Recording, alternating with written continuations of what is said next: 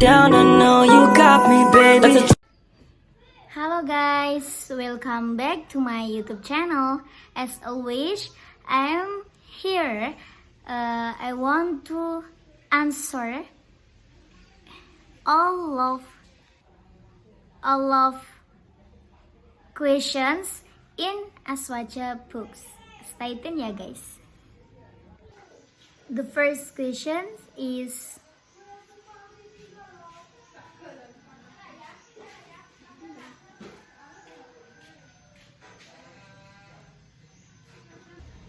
ada beberapa alasan historis dan sosiologis yang menjelaskan mengapa empat mazhab Sunni, Hanafi, Maliki, Syafi'i, dan Hambali menjadi dominan dan diikuti oleh mayoritas umat Islam Sunni hingga saat ini, bukan mazhab-mazhab lain yang juga pernah ada. 1. Kodifikasi dan penyebaran yang sistematis.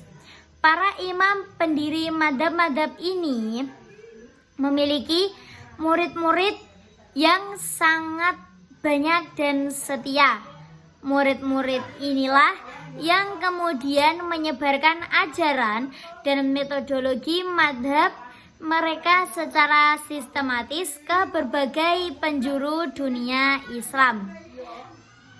Ajaran dan prinsip-prinsip mazhab mereka juga terdokumentasi dengan baik dalam berbagai kitab fikih dan usul fikih yang menjadi rujukan utama hingga kini.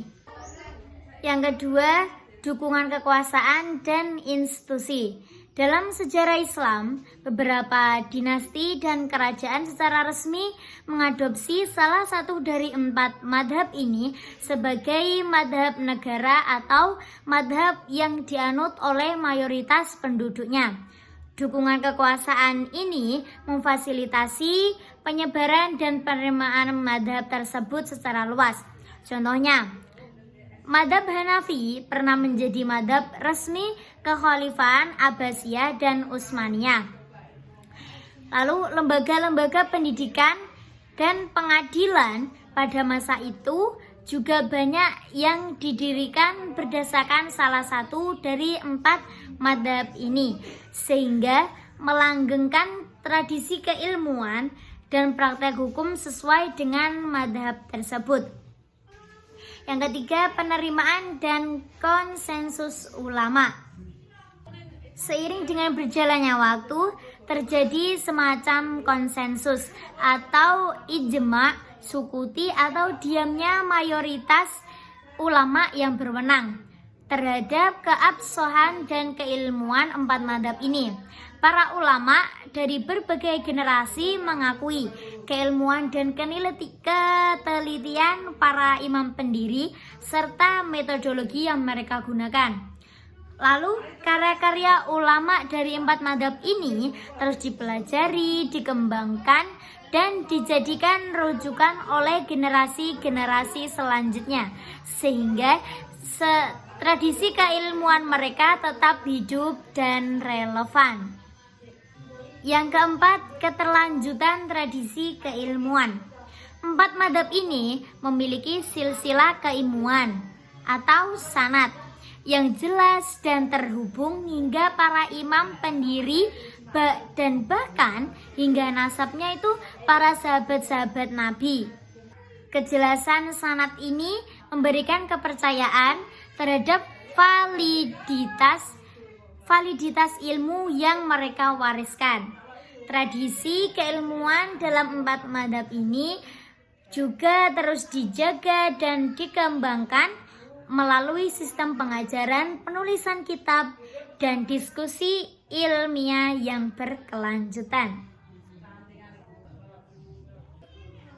Mengapa bukan mazhab lain?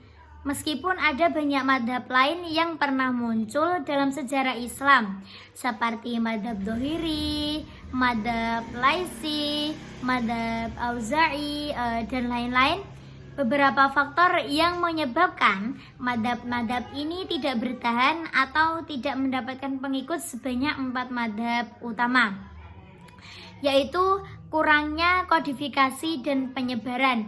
Ajaran dan prinsip-prinsip madhab-madhab lain mungkin tidak terdokumentasi atau tersebar seluas dan sesistematis 4 madhab utama. Lalu juga bisa dari kurangnya dukungan kekuasaan. Madhab-madhab lain mungkin tidak mendapatkan dukungan politik atau institusional yang signifikan untuk berkembang dan menyebar luas. Bisa juga karena kurangnya penerimaan ulama. Sebagian madhab mungkin memiliki metodologi atau pendapat yang kurang diterima oleh mayoritas ulama pada masanya. Dan terputusnya tradisi keilmuan. Tradisi keilmuan madhab-madhab lain mungkin terputus karena berbagai faktor sejarah seperti kurangnya murid yang melanjutkan ajaran atau hilangnya karya-karya ulama mereka. Penting untuk dipahami juga bahwa mengikuti 4 madhab yang muktabar adalah pilihan yang aman dan sangat dianjurkan bagi umat Islam Sunni saat ini. Hal ini bukan berarti madhab-madhab lain yang pernah ada itu salah atau tidak valid pada masanya. Setiap mujtahid memiliki niat yang baik untuk memahami dan mengamalkan ajaran Islam sesuai dengan kemampuannya. Dan umat Islam akan tetap dianjurkan untuk menghormati semua ulama dan madhab yang berdasarkan pada Al-Quran dan Sunnah Rasul. Pertanyaan yang kedua adalah,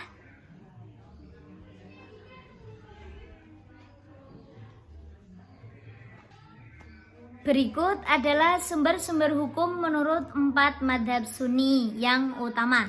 Yang pertama adalah madhab Hanafi.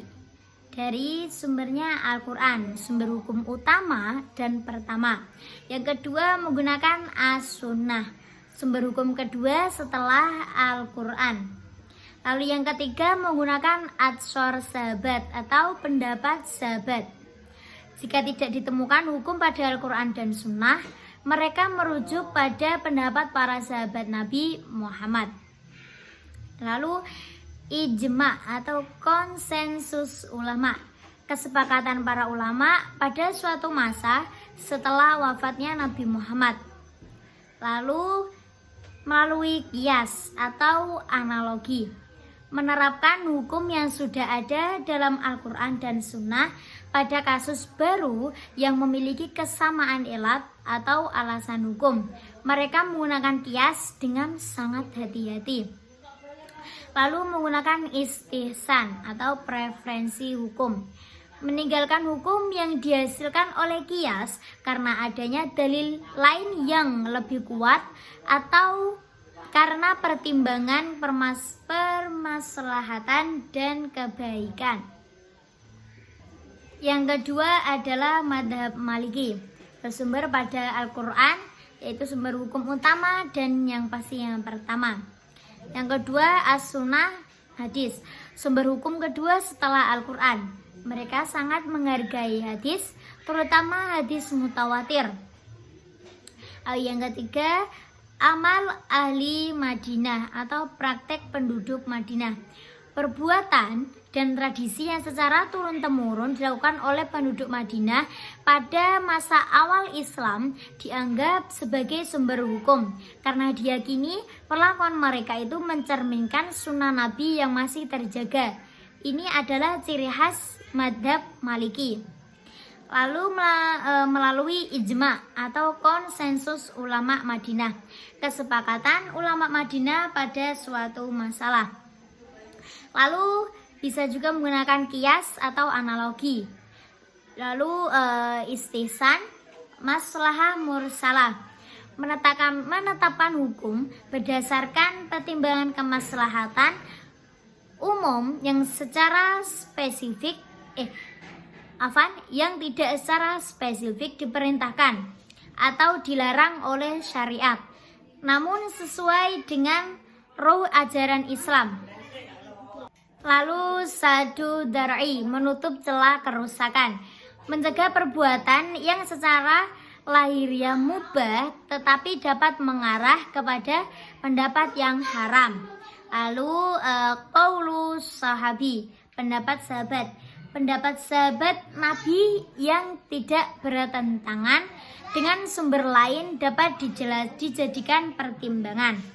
Lalu menggunakan istisab, menganggap tetapnya hukum semula, meneruskan berlakunya suatu hukum yang telah ada sampai ada dalil yang mengubahnya.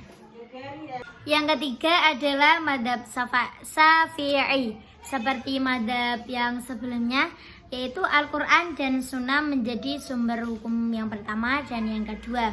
Yang ketiga adalah ijma atau konsensus ulama, kesepakatan seluruh ulama mujtahid pada suatu masa setelah wafatnya Nabi Muhammad dalam masalah agama. Lalu beliau juga menggunakan kias atau analogi, digunakan jika tidak ditemukan hukum dalam Al-Quran, Sunnah, dan Ijma. Mereka memberikan batasan yang jelas dalam penggunaan kias.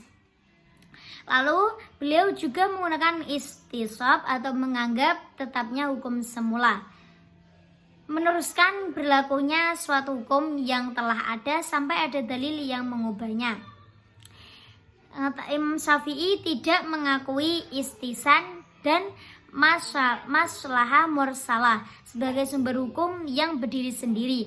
Beliau cenderung memasukkan pertimbangan maslahat dan kerangka kias. Lalu yang terakhir adalah madhab Hambali.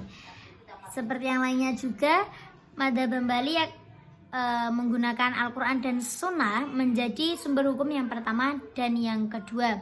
Lalu beliau menggunakan qaulu sahabi atau pendapat sahabat. Jika tidak ditemukan nas yang jelas, mereka akan mendahulukan pendapat sahabat Nabi. Jika ada perbedaan pendapat di antara sahabat, mereka memilih pendapat yang paling dekat dengan Al-Quran dan Sunnah. Lalu beliau juga menggunakan ijma, konsensus ulama, menggunakan kias, juga analogi. Sebagian ulama Hambali juga menerima istisab dan sadu daro'i sebagai sumber hukum. Dan terakhir, secara umum, keempat madhab ini sepakat bahwa Al-Quran dan Sunnah adalah sumber hukum utama. Perbedaan di antara mereka terletak pada metodologi penafsiran, tingkat penerimaan terhadap sumber-sumber hukum yang lain, dan prioritas yang diberikan kepada masing-masing sumber tersebut.